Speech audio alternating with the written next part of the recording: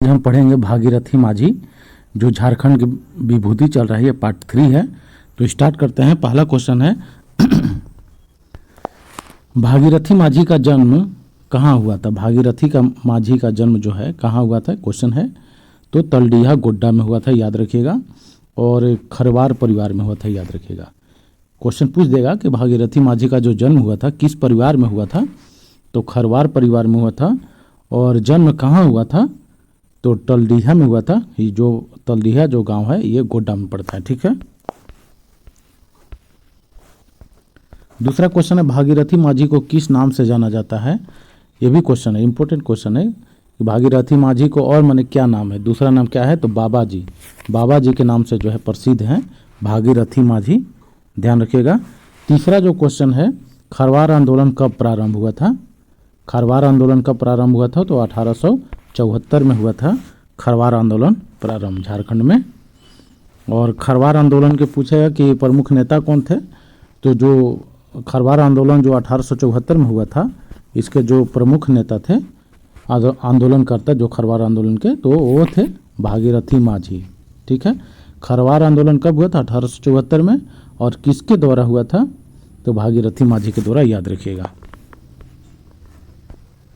पांचवा क्वेश्चन है, किसने स्वयं को राजा घोषित कर जमींदारों को कर न देने की अपील की। झारखंड के पूछेगा क्वेश्चन कि झारखंड के कौन से नेता जो थे कि स्वयं को राजा घोषित किए थे और जमींदारों को कर देने की अपील नहीं की थे, माने जमींदार को कर देने के लिए मना किए थे, तो वो भागीरथी माझी थे। और बौसी गांव का राजा घोषित किए थे। अगर पूछ देगा क्वेश्चन कि किस गांव के राजा घोषित किए थे अपने आप को, तो बौसी गांव का। बहुत इंपॉर्टेंट क्वेश्चन है ये भी। छठा क्वेश्चन है, खरवार आंदोलन के बारे में लिखे। खरवार आंदोलन के बारे में लिखने के लिए क्वेश्चन है यहाँ पे। तो यह आंदोलन प्रारंभ में एकेश्वरवाद तथा सामाजिक सुधार की शिक्षा के प्रसार पर केंद्रित था। ये जो था आंदोलन पहले, सबसे पहले जो था एकेश्वरवाद, यानी कि एक ईश्वर को मान्यता देते थे। और इसमें क्या था कि सामाजिक सुधार की शिक्षा के प्रसार पर केंद्रित था। ये जो भागीरथी माझी जो खरवार आंदोलन चलाए थे, वो एकेश्वरवाद और सामाजिक सुधार की जो है शिक्षा के प्रसार पर केंद्रित था। यह आंदोलन राजस्व बंदोबस्ती के विरुद्ध एक जन आंदोलन में परिणत हो गया था। ये जो आंदोलन है खरवार आंदोलन, ये राजस्व बंदोबस्ती के विरुद्ध जो है एक जन आंदोलन में परिणत हो गया था। इस आंदोलन के प्रमुख जो नेता थे वो भागीरथी माझी थे, याद रखिएगा। खरवार आंदोलन के जो नेता थे भागीरथी माझी। सातवां क्वेश्चन, भागीरथी माझी का कब जेल से रिहा हुए थे। भागीरथी माझी कब जेल से रिहा हुए थे, तो 1877 में हुए थे जेल से रिहा। और आठवां क्वेश्चन है, भागीरथी माझी की मृत्यु कब हुआ था, तो मृत्यु जो हुआ था 1879 में। 1877 में जेल से रिहा हुए और 1879 में इनका मृत्यु हो गया था, ठीक है। अगला जो विभूति हैं झारखंड के, बुद्ध भगत है, इनके बारे में पढ़ेंगे। तो पहला क्वेश्चन है, कोल विद्रोह के प्रमुख नेता कौन थे। कोल विद्रोह के प्रमुख नेता तो बुद्ध भगत थे, याद रखें, इंपॉर्टेंट क्वेश्चन है ये। और दूसरा क्वेश्चन है, कोल विद्रोह कब हुआ था। कोल विद्रोह कब हुआ था, तो 1831-32 में हुआ था। और कोल विद्रोह के जो प्रमुख नेता थे कौन थे, बुद्ध भगत। तीसरा जो क्वेश्चन है, लड़का महाविद्रोह। लड़का महाविद्रोह कब हुआ था। कोल विद्रोह का ही नाम है लड़का महाविद्रोह। कब हुआ था ये, 1831-32 में हुआ था, याद रखिएगा। चौथा क्वेश्चन, लड़का महाविद्रोह का नेतृत्व किसने किया था।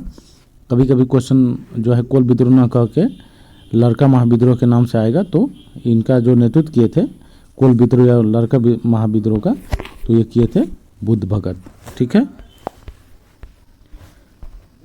पांचवा क्वेश्चन है, बुद्ध भगत का जन्म कब हुआ था। बुद्ध भगत का जन्म जो हुआ था 18 फरवरी 1792 को हुआ था, याद रखिएगा, बहुत पहले 18 फरवरी 1792, ठीक है। छठा क्वेश्चन, बुद्ध भगत का जन्म कहाँ हुआ था। क्वेश्चन पूछेगा तो सिली गांव में हुआ था, रांची में पड़ता है सिली गांव, वहीं पे बुद्ध भगत का जन्म हुआ था। और इनका जन्म जो है चान्हो प्रखंड में उरांव किसान परिवार में हुआ था, यह भी याद रखिएगा, यानी किसान परिवार में हुआ था और ये उरांव थे, ठीक है, बुद्ध भगत। सातवां क्वेश्चन, छोटा नागपुर के प्रथम क्रांतिकारी कौन थे जिन्हें पकड़ने के लिए अंग्रेज सरकार ने 1000 रुपये के इनाम की घोषणा की थी। इंपॉर्टेंट क्वेश्चन है ये। छोटा नागपुर के प्रथम क्रांतिकारी कौन थे जिन्हें पकड़ने के लिए अंग्रेज सरकार ने 1000 रुपये की इनाम की घोषणा किए थे, तो बुद्ध भगत को ही 1000 का इनाम रखा था अंग्रेज लोग, याद रखिएगा। 8वां क्वेश्चन है, किस क्रांतिकारी का मृत्यु के साथ उनके भाई, बेटे एवं भतीजे सहित लगभग 150 लोगों की मृत्यु हो गई थी। ये भी क्वेश्चन एग्जाम में पूछता भी है कि किस क्रांति के मृत्यु के साथ उनके भाई, बेटे एवं भतीजे सहित लगभग 150 लोगों की मृत्यु हो गई थी। तो बुद्ध भगत, ठीक है। 9वां क्वेश्चन है, किस अंग्रेज अधिकारी ने बुद्ध भगत को गिरफ्तार किया था। इंपॉर्टेंट क्वेश्चन ये भी है, किस अंग्रेज अधिकारी ने बुद्ध भगत को गिरफ्तार किया था। तो कैप्टन इम्पे ने जो है बुद्ध भगत को गिरफ्तार करवाया था, ठीक है। और 10वां क्वेश्चन, बुद्ध भगत किस जनजाति से संबंधित थे। तो ये तो आंसर पहले ही बता दिए हैं कि उरांव जनजाति से संबंधित है। 11वां क्वेश्चन, बुद्ध भगत बचपन में किस नदी के किनारे एक विशेष पत्थर पर बैठकर प्रतिदिन स्नान किया करते थे। बहुत इंपॉर्टेंट क्वेश्चन है ये भी। बुद्ध भगत बचपन में किस नदी के किनारे एक विशेष पत्थर पर बैठकर प्रतिदिन स्नान किया करते थे। तो कोयल नदी के किनारे एक पत्थर था, विशेष पत्थर, उसी पर डेली बैठ के जो है स्नान करते थे, ठीक है। 12वां क्वेश्चन है, किनके बारे में यह कहा जाता है कि जब वह स्नान के पश्चात टोंगरी की ओर देखकर अपना तीर चलाया तो तीर टोंगरी में जाकर धंस गया और वहां से पानी की धार फूट पड़ी, जिससे स्थानीय लोगों द्वारा उसे वीर पानी कहा जाने लगा। बहुत इंपॉर्टेंट क्वेश्चन है भी, किनके बारे में यह कहा जाता है कि जब वह स्नान के पश्चात टोंगरी की ओर देखकर तीर चलाया तो तीर टोंगरी में जाकर धंस गया और वहां से पानी की धार फूट पड़ी, जिससे स्थानीय लोगों द्वारा उसे वीर पानी कहा जाने लगा। तो ये बुद्ध भगत के बारे में कहा जाता है, ठीक है। इस घटना के बाद बुद्ध भगत जनेऊ धारण करने लगे थे। जब वो टोंगरी पे तीर मारे थे, जो धंसा था, उस जगह पे जहाँ धंसा तीर, उसको वीर पानी कहा जाने लगा और उसी समय से जो बुद्ध भगत जो है जनेऊ धारण करने लगे, ठीक है। अगला क्वेश्चन, बुद्ध भगत को कब वीर गति प्राप्त हुआ। तो 14 फरवरी 1832 में इनको जो है वीर गति प्राप्त हुआ। 13 फरवरी 1832 को कैप्टन इम्पे के नेतृत्व में सैनिकों ने सिलागाई गांव को चारों ओर से घेर लिया था। तत्पश्चात इनको पकड़ा गया था, ठीक है। तो इनका जो मृत्यु हुआ था 14 फरवरी 1832 को, ठीक है। और किसने इनको गिरफ्तार किया था। तो कैप्टन इम्पे ने, ठीक है। जात्रा भगत के बारे में तो पहला क्वेश्चन है, जात्रा भगत का जन्म कब हुआ था। जात्रा भगत का जन्म कब हुआ था। तो 2 अक्टूबर 1888 का हुआ था। महात्मा गांधी का जन्म तिथि भी जो है 2 अक्टूबर का ही है, तो इसलिए डेट जो है याद रखेगा। 2 अक्टूबर का महात्मा गांधी के जन्म दिवस जो मनाया जाता है, उसी दिन जात्रा भगत का भी मनाया जाता है, ठीक है। दूसरा क्वेश्चन, जात्रा भगत का जन्म कहाँ हुआ था। जात्रा भगत का जन्म जो हुआ था कहाँ हुआ था। चिंगारी नवाटोली हुआ था, ये बिशुनपुर गुमला में पड़ता है, वहीं पे हुआ था जात्रा भगत का जन्म। तीसरा क्वेश्चन, जात्रा भगत का जन्म किस परिवार में हुआ था। ये भी क्वेश्चन पूछता है, तो उरांव परिवार में हुआ था, ध्यान रखिएगा, ठीक है। चौथा क्वेश्चन, जात्रा भगत के पिता का क्या नाम था। तो कोदल उरांव था, पिता का नाम था कोडल उरांव। और पांचवा क्वेश्चन है, जात्रा भगत के माता का क्या नाम था। माता का भी क्वेश्चन पूछ देता है, तो लिबरी भगत का नाम, माता का नाम, और पिता का नाम कोदल उरांव, ठीक है। छठा क्वेश्चन है, जात्रा भगत की पत्नी का क्या नाम था। कहीं कहीं क्वेश्चन पूछ देता है कि पत्नी का क्या नाम था। तो बुधनी भगत नाम था पत्नी का नाम। सातवां क्वेश्चन है, ताना भगत आंदोलन कब हुआ था। ताना भगत आंदोलन जो है कब हुआ था। तो 21 अप्रैल 1914 को। डेट के सहित याद रखेगा, इसको डेट सहित याद रखेगा, 21 अप्रैल 1914। आठवां क्वेश्चन, ताना भगत आंदोलन के प्रमुख नेता कौन थे। ताना भगत आंदोलन के प्रमुख नेता कौन थे। तो जात्रा भगत थे।